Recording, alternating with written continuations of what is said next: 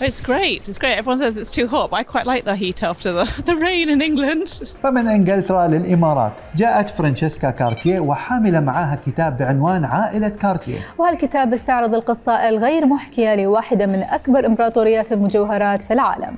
So it was my great-great-grandfather who started Cartier in 1847, so I obviously never knew him, but I knew my grandfather very well. And my grandfather, Jean-Jacques Cartier, he ran the London branch of Cartier until he retired, and he sold the business in the 1970s. He moved to the south of France after he retired, and when I was born, I was lucky enough to spend every summer holiday at his house in the south of France with all my family, and it was magical there. وخلال عيد جدها التسعين، جان جاك كارتيه طلب من حفيدته تحضر له غرض من قبول منزل، وهناك فرانشيسكا صادفت شيء آخر. And I saw this old kind of trunk or case in the corner, and I thought maybe it's in there, and I moved things off and very carefully I opened it and I realized it hadn't been opened for a long time. ولما فتحت الصندوق فرانشيسكا وجدت مئات الرسائل اللي سردت قصة عائلتها عبر عقود. Family letters and diaries, and they basically, as I realized later, I took it up to my grandfather and he was overjoyed because he thought those letters had been lost, and basically they were the letters from his family stretching back 150 years, from his parents, his uncles, his grandfather, and they told this amazing story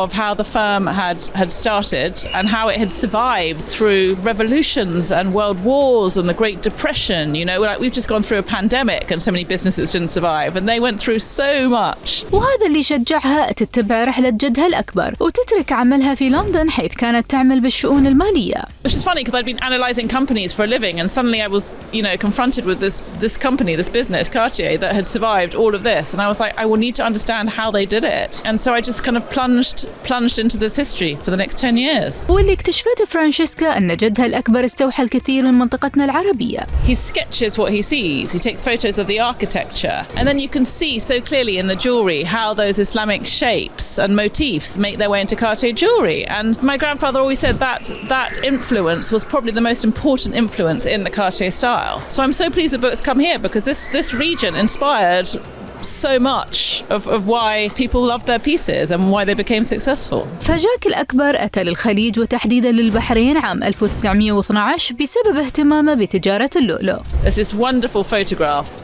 that's in the book, and he's sitting there, and each side of him is two pearl merchants on each side, so there were 5 of them. And I have this picture blown up enormous in my study, and all through writing the book, which was a very painful period, my children will tell you I was a nightmare to live with when I was writing this book, but all through this book, every time I was writing, I would see this picture of these men, and I was like, when this book is done, I'm going to go and find out who those men were. وهذا اللي صار. ففرانشيسكا زارت البحرين وخذت نفس صورة جدها، ولكن مع أحفاد الأشخاص اللي ظهروا في الصورة السابقة. And it was incredibly moving because I felt like all this time I've been wanting to connect these threads of history, and that was just one example of this book taking me on this amazing journey.